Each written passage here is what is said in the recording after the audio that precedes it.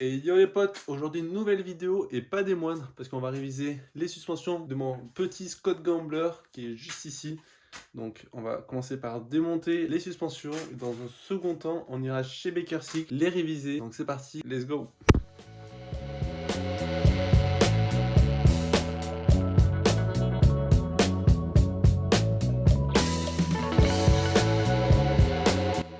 Voilà, donc déjà on a la fourche, il ne reste plus qu'à prendre l'amortisseur maintenant.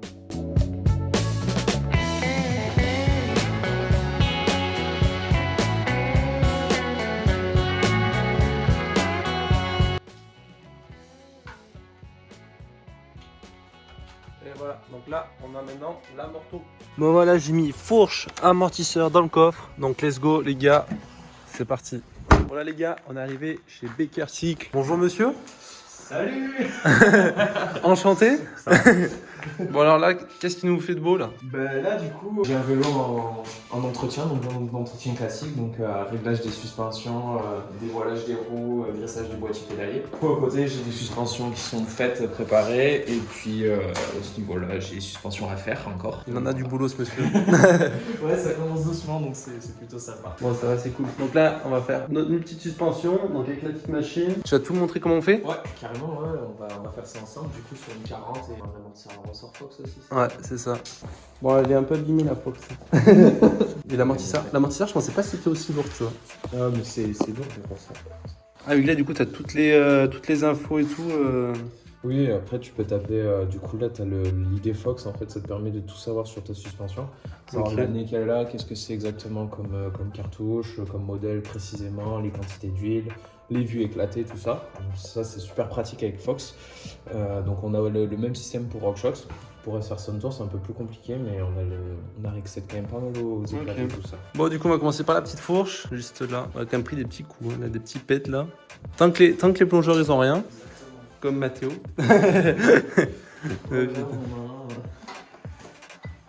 Oh my god. Il a pas trop aimé. Oh putain. Aïe aïe aïe aïe aïe.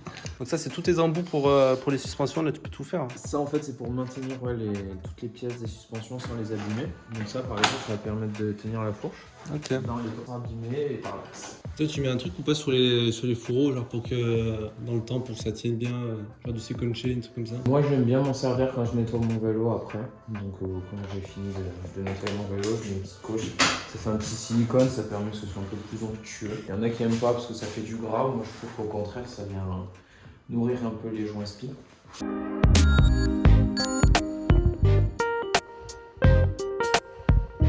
Donc là tu mets tout à zéro en fait. Ouais, faut que tout soit ouvert. Tout éclaté. Faut ouvert au max.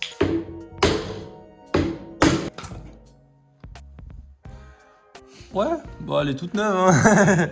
Perso surtout que du coup il n'y en a pas. Il y en a pas? Il n'y en a pas. Regarde là, il n'y a rien qui est tombé de ce côté. Ah, peut-être pas dire. Ah. Oh le bruit. Ouais, donc là, peut-être traditionnel quand on ouvre une fourche, c'est comme ça. Ah ça va? Pas, c'est pas beau, hein, mais c'est pas non plus. Hein. C'est pas trop dégueu. J'ai eu pire. Ah ouais? Oh putain. Elle n'a jamais été entretenue celle-là. Elle a jamais été entretenue? Non. Oh putain. Tu vois? Ah ouais. Moi j'y connais rien mais ouais. Du coup mes sensations ça va totalement changer en vrai, un petit peu au moins. Oui, parce que tu vas voir, je vais mettre un truc. Tu vas me mettre de la potion magique? Du coup là tu vas faire la révision donc de l'huile. Normalement ça c'est quoi? C'est toutes les 75 heures? Juste là à l'intérieur? Préparation Fox, ça ce que je viens de faire, juste un démanchonnage, regraissage des joints spi et relubrification des fourreaux, c'est toutes les 50 heures. 50 heures, ok. Et après là, dans les pistons, ça c'est combien d'heures normalement? Comme moi je conseille, si on s'en sert souvent, une fois par an c'est le minimum.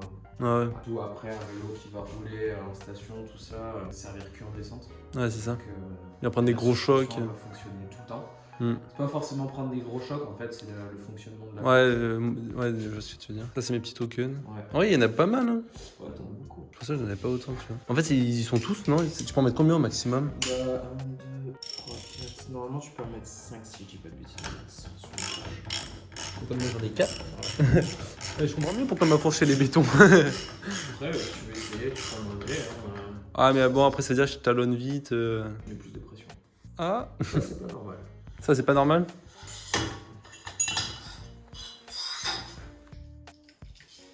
Oula.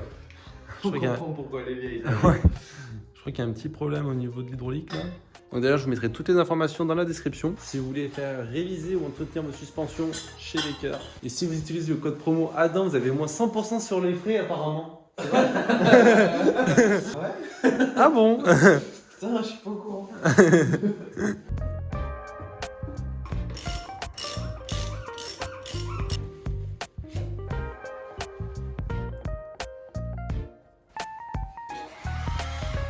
Donc ça c'est ton piston hydraulique. Ok. En fait, Donc l'huile, elle passe... on voit par où elle passe ou c'est... Ouais, en fait tout ça c'était clapé. Ton empilement de clapet, toutes les petites rondelles qu'il y a là. Et donc après ton huile elle passe par les petits trous là qui sont là par exemple. Ok. Et quand tu fais une prépa, du coup c'est ça que tu changes? On peut venir changer, jouer sur l'empilement des clapets, le type de clapet, la rigidité du coup des clapets.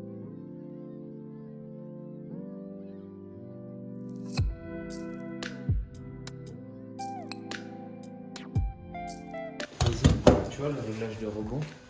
Tu vois le trou qu'il y a là dedans? T'as un pointeau. Le petit trou là, ouais. T'as un pointeau dedans. Genre en fait quand tu viens de tourner, tu vois, il descend. Là il descend. Et là il monte. Là tu vois, il est quasiment bouché là le trou. Ah ouais. Et là, hop, tu descends. Et il se roule.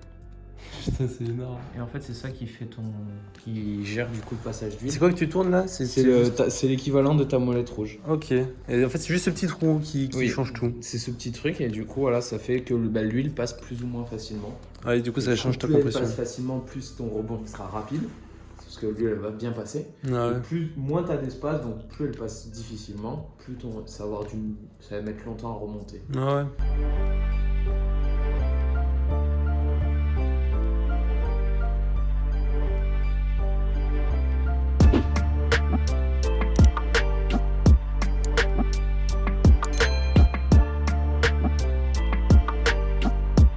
Après on peut recommencer à tout remonter. Enfin un côté parce que Pour là, l'instant un côté, c'est ça. Toujours hydraulique. Un bon nettoyage.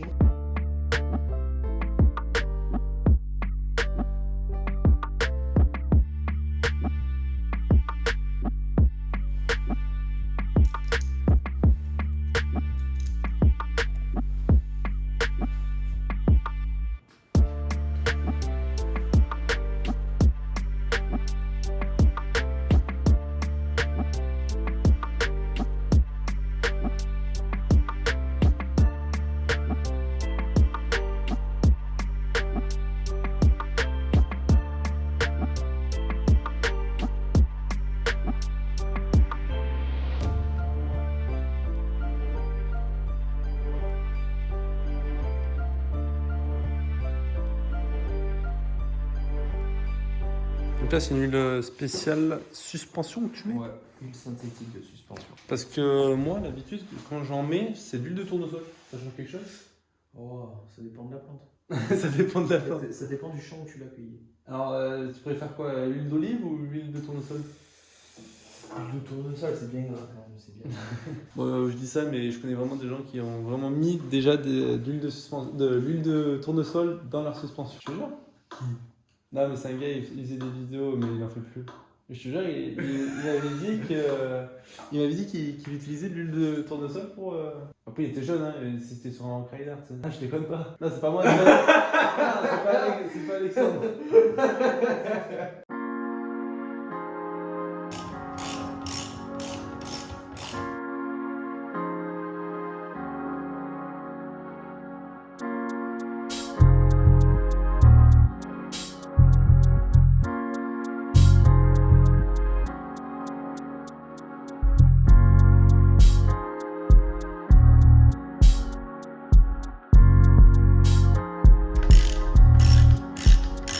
Pneumatique réalisé. Et donc là on voit que si on bloque la fourche, on va voir si la purge est bien faite. Donc là on est en position bloquée.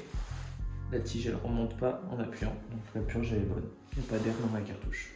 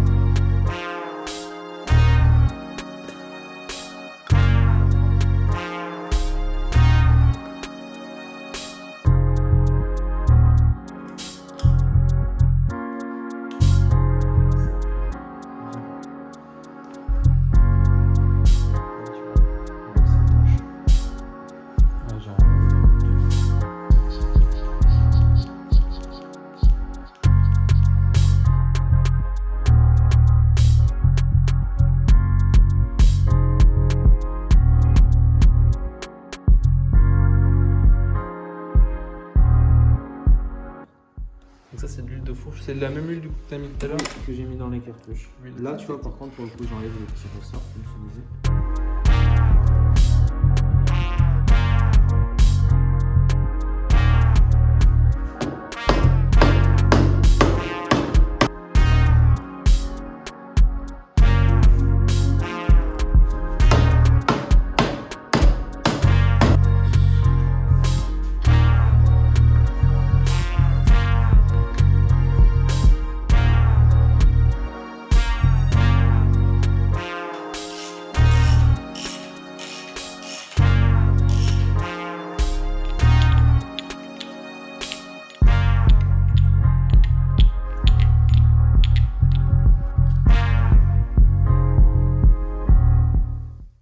Bon ok les gars, du coup là on va passer à la morteau juste ici. Donc la fourche elle est finie, elle est toute nickel.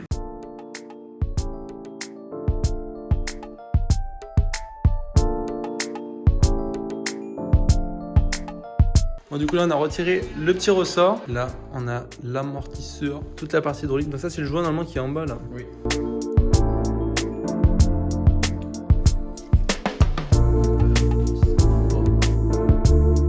En fait là c'est quoi? C'est de l'huile qui passe de là-dedans à là-dedans ou c'est de l'air? De l'huile. Non, t'as pas d'air là. C'est ton ressort qui... C'est ce que je me... Mais comme c'est là, tu sais, tu m'as dit on a enlevé l'air. Oui, mais c'est de la... Ouais, oui, c'est de l'azote. Tu vas comprendre. Ok.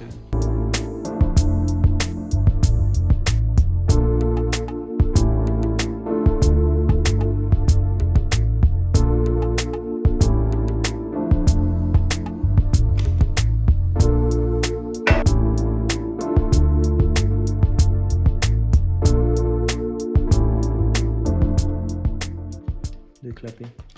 Fais une pyramide, tu vois, genre ça m'empile. Et là-dessus aussi, tu peux faire une prépa? Oui.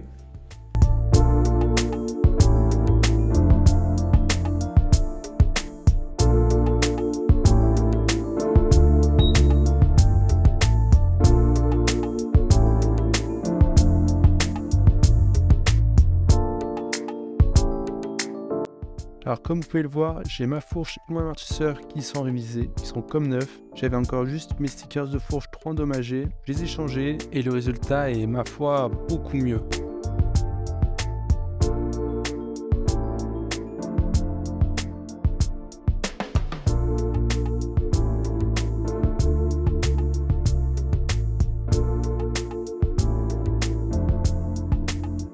Encore un grand merci à Bakersy qui m'a ouvert ses portes et qui m'a montré toutes les étapes pour réviser une fourche et un amortisseur. Si vous voulez plus de détails, je vous mets toutes les informations dans la description.